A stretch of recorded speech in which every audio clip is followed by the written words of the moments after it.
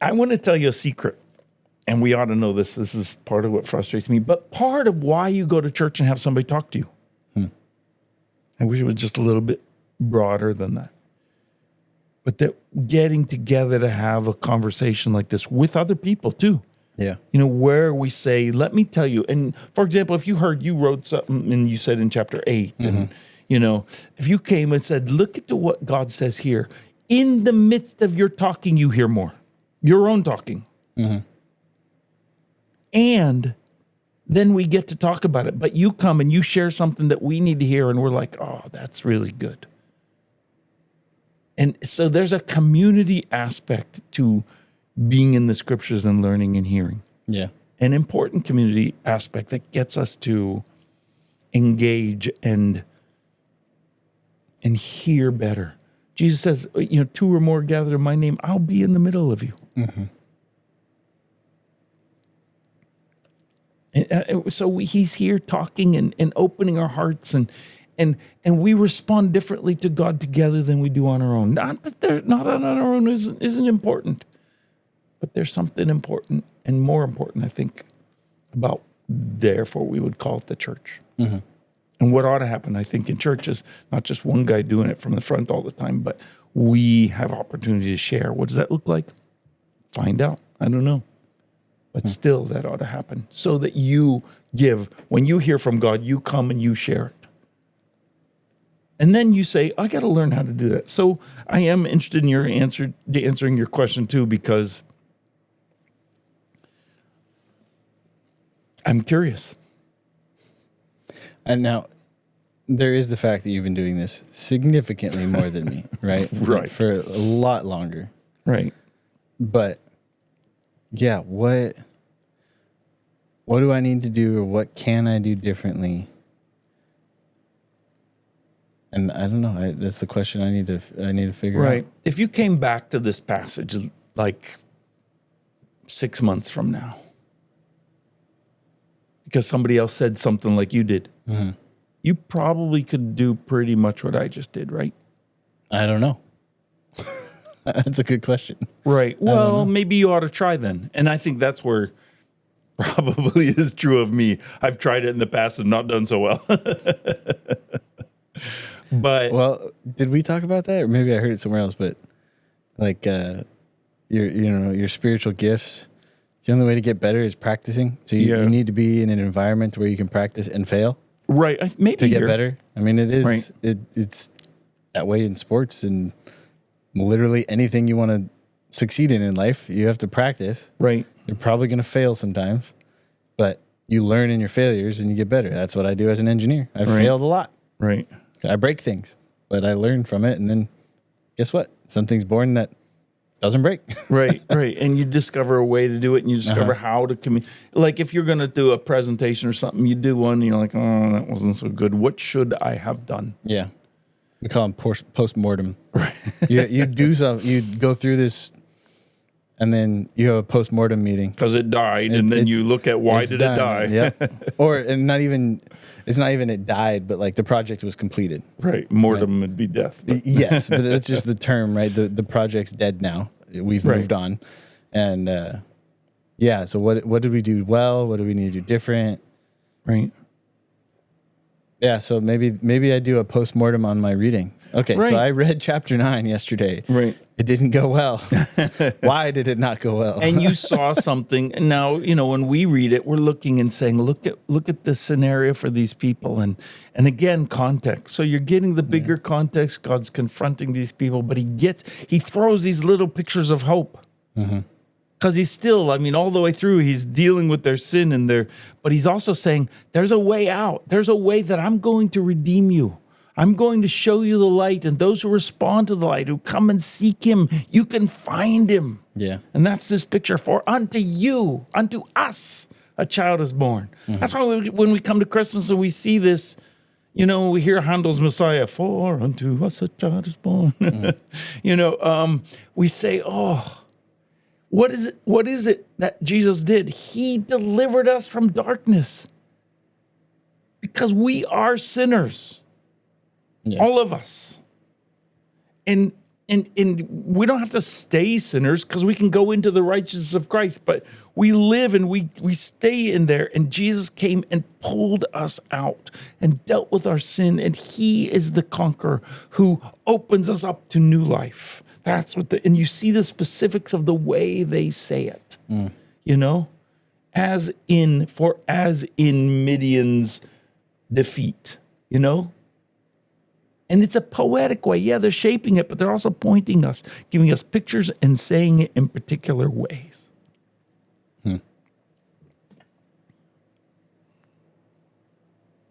And you let the poet speak, you know? Yeah. That's why what you're doing, even when I just read that first verse, you say, you know, about should not a people inquire of their God? Just there, you're saying, listen to that. Just slow down. You don't have to go further. No big deal. You're not in a hurry to get through this. And you're like, yeah, shouldn't we? But we don't. Too often we don't. What if we let Christ deliver us from that? Not just from the sin, but from not inquiring of God. Somebody asked me, talking about something trivial. It has nothing to do with spirituality or really life. And it's just something. And he goes, have you prayed about it? I'm like, no. Didn't really think about that.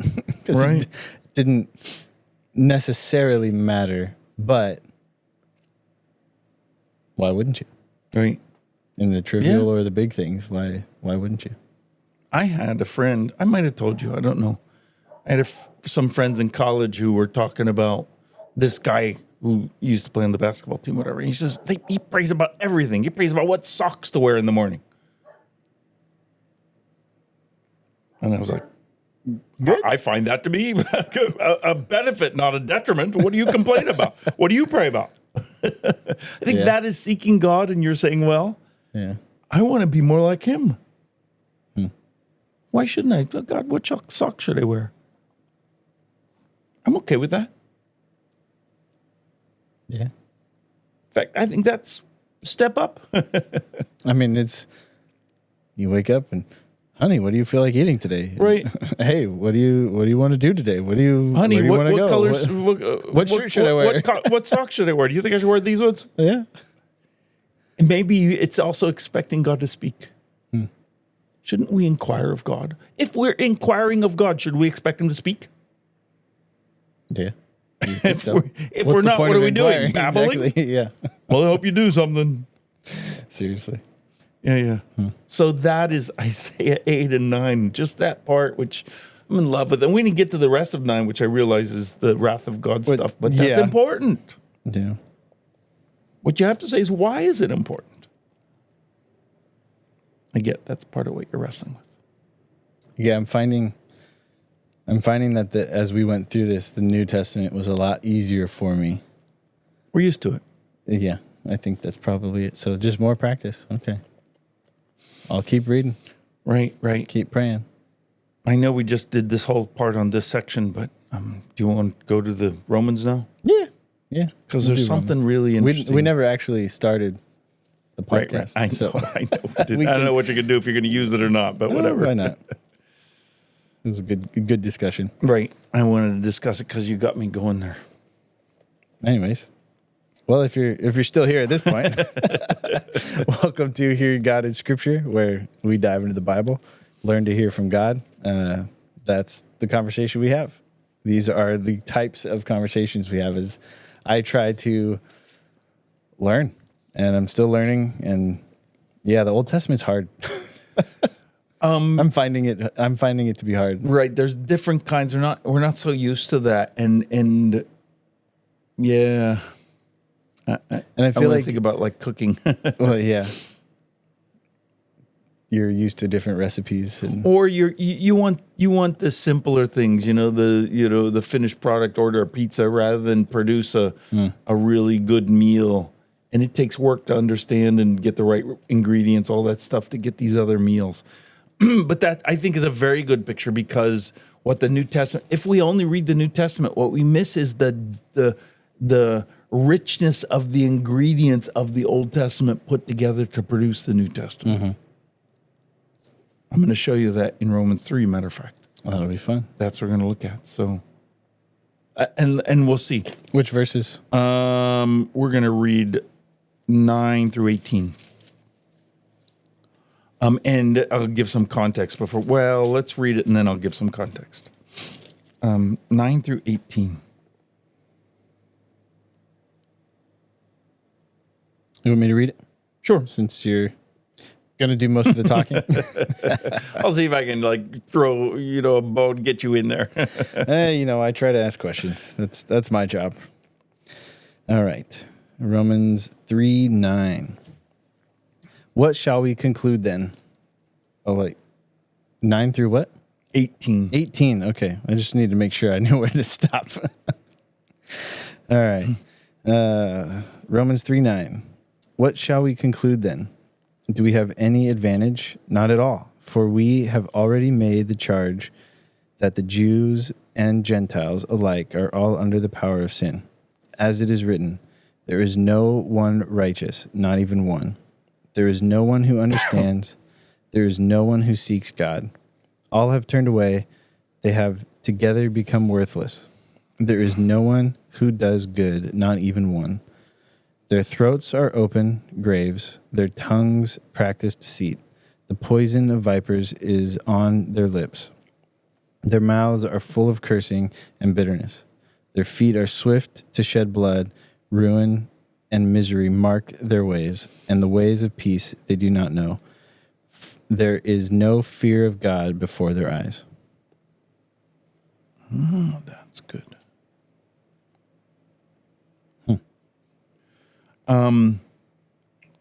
Yeah, really life-giving, uplifting things. And Very, very, yeah. Encouraging.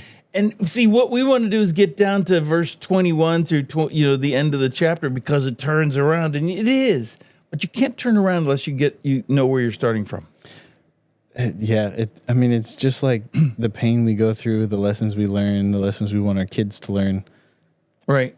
We want them to learn without going through anything. Right. I was watching some things on Tiger Woods, and you know how good he was. He also went through crap, but we'll leave that to the side for the moment. But he's trying to get his son Charlie to play like him, and Charlie's very good. He's got a great teacher, all that stuff. But can he learn the killer discipline that Tiger has? Because Tiger learned it from somewhere. Mm-hmm. And it's very hard for a pampered. Yeah. And maybe he's not pampered. Maybe he puts him through hard times. I don't know. But my guess is you can't reproduce if you don't go through the same sort of pain. Which is interesting. Yeah. In this case, let me show you the background because it'll help us a lot. Paul's talking to the Romans, and it's a fascinating section. And he starts an introduction, and he says essentially in verse 15, says, that is why, he goes, I'm obligated, 14, I'm obligated both to Greeks and to non-Greeks, both to the wise and foolish. That is why I am so eager to preach the gospel also to you who are in Rome. So he says, I'm eager to preach the gospel. Then we have the very famous next verse, which says, for I am not ashamed of the gospel, for it is the power of God. It starts with, for I am not ashamed. What's the significance of that? Because what's the for there for? I'm not sure. That's why I'm asking. That's always the question you ask. Because the for is there, and it refers back to, I am eager to preach the gospel. Why is he eager? For it is the power of God for salvation. Okay. I want to bring this thing, this salvation power, incredible force to you. Got it. Right? Mm-hmm. And then he says, I want to bring this thing, and for it is in the gospel, the righteousness of God is, again, for in the gospel, the righteousness of God is revealed, a righteousness that is by faith. From first to last. That's said a different way. From faith to faith, whatever. I could explain that, but we'll not worry about it. I feel like we're way later. I heard that. Yeah. I think I said it recently. Was it recently? Yeah. Yeah. Just as is written, the righteous will live by faith. So we have this passage, right? And then it says, should say, for the wrath of God is being revealed from heaven against all godliness. That can't be right. A little check on our Greek in this passage. So sorry, gonna have to look here. It'll take me a little bit. But so you're not happy with the NIV version, huh? no, it should have gar, for in there. Gar is the Greek word for for, which also is a let's go further with this. Righteous to live by faith. For, he's talking about the gospel and that it's the power of God. And then he says, and for the righteous to live by faith. And then he says for again, because he starts to explain the gospel. That's what he's doing. I'm about to get too much sound in here. And there it is. We'll go straight to this and straight to this. I'm assuming it's pretty quick since you were reading this this morning. Yeah. It's right here. All right. It should have for in there. For. Yeah, and I feel like it just happens. Well, but those are key language indicators. Right. Yeah, it's and because it's following something. The wrath of God is being revealed from heaven. So he goes down to the wrath, which is revealed because we're sinful. Now we're getting to this is the section we're in, and it's about to end when we get to our section is essentially the end of that. And there's an important line, for the wrath of God is being revealed from heaven against all godlessness and wickedness of people who suppress the truth by their wickedness. I think the word is unrighteousness. Who suppress the truth by their unrighteousness. And it says wickedness in here. Yeah. Whatever. But it's a similar idea, but our unrighteousness or wickedness suppresses the truth, and that's what we're getting to. You'll see why this is important. So we go through and he talks about everybody's sinful. This kind of person is sinful. That kind of person is sinful. That was another passage we were going to talk about, like circumcision. Remember that? But we didn't talk about it, and I'd love to talk about that sometime. But it's right in there, and it's really good. Is that in Romans? Mm-hmm. And then it gets to these other people, and then it gets to the Jews, and then it says, okay, everybody's unrighteous, which is where we're at. Yep. It says, no, we're all under the power of sin or under sin. Yeah, and I never really thought about that before, but as he's saying it, he's like, sin is real, and doesn't matter who you are. We're all under that. He's kind of leveling the playing field, right? Right. Bringing the Jews down from the pedestal, right? Right. And anybody else. But yeah, absolutely Jews. But which, if we take it, remember the Jews, because we'll often think, oh, this is the Jews, them. Paul is talking to the religious people of his day. Well, I was about to say that Christians, as Christians, we are under the power of sin. We need to remember that. And if we are not in the situation under Jesus, we are in the power of sin. And if we don't take advantage of it, these people, these Jews, lived in a and then some of them were pre-Jesus, but in a place where you have connection with God. What are you going to do with that? And that, because you remember, this is early in Christianity. So, all of a sudden, that Jesus' death and resurrection, everybody switches. Well, not quite. Yeah. Obviously, that's the moment in history and all that stuff. But, but so he's talking to people who we could say is us. Yeah. And we have to therefore be careful. What do you think? You're righteous? Because of what? Because and he talks about, this is real dangerous for me. Are you a teacher? Do you teach people, children, which is said, or you lead the blind? Are you a pastor, whatever, a professor, whatever? But he says, then he comes to this, and listen to what he says now. For For we have already made the charge that Jews and Gentiles alike are all under the power of sin. Good. We understand where we start. And that's what's so important. There is no one righteous, not even one. And then he breaks it up and he gives us parts. There's no one who understands. There is no one who seeks God. All have turned away and have together become worthless. There is no one who does good, not even one. Their throats are open graves. Their tongues practice deceit. The poison of vipers is on their lips.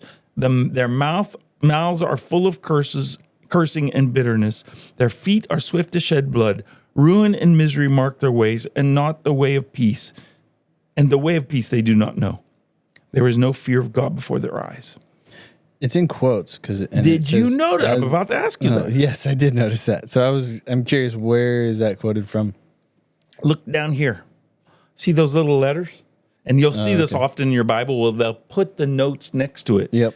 So A is way up there at the top because we have the same Bible. Yes. But B is down here. So it says Psalm 14, 1 through 3, 53, 1 through 3. That's what he's quoting right here. And Ecclesiastes 7. And Ecclesiastes and Psalm 5:9 and Psalm 143 and Psalm 10:7 So and Isaiah 59 and Psalm 36. So the quotes all over the place did Every one of those.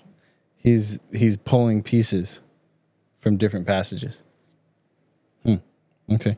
And that was one of the important things. I said, look at where Paul gets his ideas. How does he know this stuff? All over the Old Testament. Yes. And he's listening to God as God speaks in the Old Testament. Like if you went through Isaiah and say, look at what he says. Should we not seek God? Like we just talked about. But in this case, he's saying, listen to what it says in Psalm 14. There's no one righteous, not even one. And he takes these parts and he's not just saying, oh, this one sort of says what I wanted to say. He knows those passages and he's using them well. Because they are all saying the same thing. Right? Something similar. Something similar, yeah. In fact, they're not saying the same thing because they're giving different sides of this no one's righteous picture. Well, yeah. They're all pointing to that a little differently. Right. So the question is, look at how Paul's shaped his thinking. Because he's telling us his thinking. And he's telling us what the gospel says and what he knows the gospel says and how he believes it and what he's therefore communicating to the Romans that they should believe it and understand. How does he know it? Because he studies. He did. He went in and talked to God through that, which is the way to study. But he goes into the Old Testament, which was his only Bible, and he works through that. So I'm seeing a difference and an example here on the difference of what we are trying to help the audience do here is read the Bible and understand and hear from God.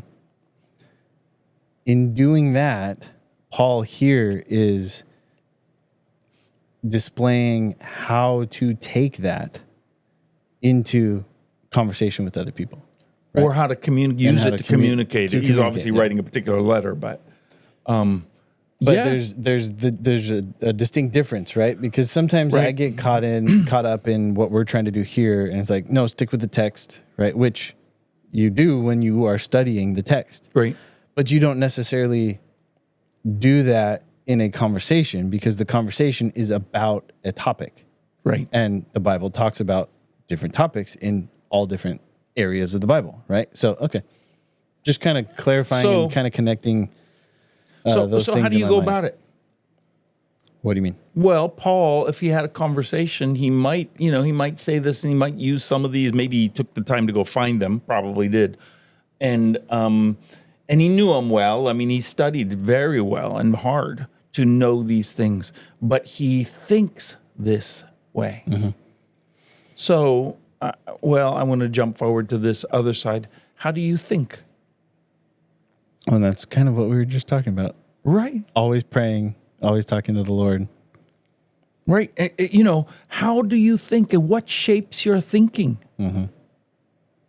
social letting in? media, friends, family, your favorite sports, your own, books you're reading, little novels or whatever it is. I read something in Les Mis. I'm reading Les Mis again. And it talks 8,000 about pages. yeah. But it talks about the Thénardiers. They're the bad people who have Cosette first. I don't know if you know the story. Nope. But she's this kind of dastardly woman, and he's even worse. And she reads all these cheap romance novels, so to speak. And he says, you cannot be affected by reading trash. It's true, though. You can't. If you take in trash, that's what's then going to end up coming out. If that's all you do, that it will affect you. Yeah. And that's just an example. And that's the same thing as if you go into social media. I was talking to my friend at McDonald's yesterday, and we were talking about how it's just incredible how we let the phone take way too much of our lives and tell us. And then we go find what we want to hear. And no matter what side it is, we want to find that rather than say, wait. Maybe this person who lives in Thailand who has this opinion shouldn't be the person that affects my thinking most. Yeah. Whatever, wherever they are, rather maybe I could go and find the source. That's what Psalm 1, happy is the man who does not do these things, but delights in the law of the Lord and meditates on it day and night. What did Jesus do? Exactly that. What does Paul do? That. Jesus is the example. And therefore, Paul starts pointing to him, saying, this is the person we're looking at. But he is talking. What he presents here, he knows because for the Bible tells me so. Yep. Yeah. It doesn't just say, Jesus loves me, this I know, for the Bible tells me. It also says, I'm a sinner, this I know, for the Bible tells me so, etc. And so I get my thinking from God. And this is the first part of the gospel. It leads to the next part. But how does Paul know it? He studied the scriptures. And fortunately, we have somebody who studied it and put it in this way for us. He's acting exactly like the prophets acted, by the way. He just has a little more information. And how Jesus spoke as well. Well, except he's pointing to Jesus more. So the only difference is Jesus is God. Yes. But I mean, in the way he's using scripture. Yes, right? yes. We've talked about that. Because the prophets took the older text, especially the Torah, the Pentateuch, and Moses' law, and God's law there, and they took it and they understood it, and then they brought it to their time. That's what Paul is doing. And he takes their writing further. And he's about to put this in to say, look at how the gospel works, how it always worked, by the way. Which is an important part. But he's using these things. And my first suggestion is that we find a way to get into scripture so that we let it shape our thinking. So we don't just do it in the morning and put it aside. Take a card, right? We used to have index cards. It's hard to see those anymore. Do it on your phone or something. What are those? Yeah. I wrote one out today. I was like, boy, I need that. But, memory things, maybe something that pops up on your phone. We must figure out a way to do that.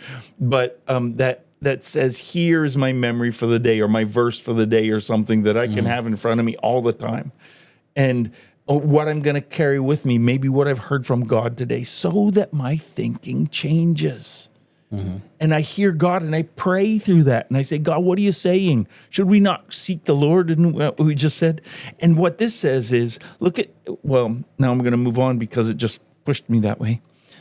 So first of all, let's let God tell us how to think through his scriptures. We ought to think more like that. Let's get that false, bad, confused, contorted, and distorted thinking out of us. But you have to challenge it. I wrote a blog on this, but it said, what way, maybe we should work backwards. How am I thinking now? Because if I evaluate it, I can recognize some of that thinking that's not good and it's probably not godly, or it's not from God or somewhere, something's not right. And then the question is, where did I get that thinking from? Yeah. Here's where I'm at. Question it. Yeah. Move backwards. Reverse engineer. Okay, where did it go? Yep. Oh, yeah. Yes. Engineering is not just valuable in engineering. It's a good life skill. There we go. Says one engineer to one who's not one. But listen to what he says then, because now he's talking about sin, that we are all sinners. No one's righteous, right? No one understands. This is true of everybody. No one. So we don't get it. We're confused. The smartest, our generation, I like watching things like Elementary, where Sherlock Holmes is this brilliant guy, because you think that smarts is the answer. It's not the answer. We're not that smart. No one understands. We get confused, we get lost, and we're the problem. We're the one who makes that happen. No one seeks God. No one. You know how we seek God? The Holy Spirit enables us to seek God. God comes and opens it, and then we can step in by his grace, and we're able to seek God. But not until that happens. We don't seek God. And we still have a tendency to move away from that. Well, so I think about, on the God topic, how there's we just inherently have that kind of void. So we're seeking. We don't have to, but we do. But it just, in our nature, there's that void, right? And God fills that perfectly. But we tend to look for other things to fill it. And so that's where. And we don't want to give them up. Yeah. But that's where this comes in, right? No one seeks God. Is there's something there, and until we accept our weakness, essentially, and let God in, then we can actually seek him. Otherwise, it's just a bunch of stuff. It is exactly the point. You have to, I'm an alcoholic. I mean, I don't care about that issue. Example. But the issue is, I have to say, I'm a sinner. Do you know why people don't want to come to God? Because something about their sin they like and want to keep. Maybe it's just the lack of wanting to be ashamed. Yeah. We suppress, what does it say we read back there? This is why I read it. We suppress the truth in or by our unrighteousness. It said way back in chapter 1, verse 18, I think. Yeah. Of Romans. Right, Romans. Yeah. We suppress the truth by our unrighteousness. We don't want to hear it. I don't want to hear that I'm a sinner. And it goes through these things. Listen to some more. It says, all have turned away and have become worthless. Yeah. I don't want to say that. There's no one who does good, not even one. Their throats are open graves. Their tongues practice deceit. The poison of vipers is on their lips. Their mouth is full of cursing and bitterness. That is all words and speaking, isn't it? The different way that we do it. How big is that? I'm looking at this, and we don't want to hear it, but when you admit it, it's a lot easier to talk about. Oh, yeah. Right? You're ashamed, but that's the way out. Like I was talking to my friend Dave, he said, the way out is through pain. You have to accept the pain. You have to go into the pain, not go around it, not avoid it. Go in, go through. Yeah. Boy. So that's all that mouth stuff. And look at all the ways that it talks about. Deceit, poison, cursing, bitterness. And then it says their feet are swift to shed blood. Ruin and misery mark their ways. That's the way we go, right? We do foolish things and we hurt people and we oppress people. We do all that stuff. And it causes ruin and misery from us and for us. And because we don't want to admit it. Right? Back to that, the things that people live in and then don't want to admit. And so then they start blaming or doing other things to either make them seem right or feel better, right? And that's just in our nature. Yeah. Because there's no one righteous, not even one. We lie. We do all sorts of stuff. Yeah. And the way of peace they do not know. There is no fear of God before their eyes. My students I always challenge them on this because they write, well, the fear of God really means respect and honor. No, it's fear. I saw a clip. It's like, what do you mean you fear the devil? Like, well, yeah, I'm scared of the devil. Why do you fear the created? You should be fearing the creator. You should be scared of the creator. Yeah. Well, we always think fear is a terrible thing.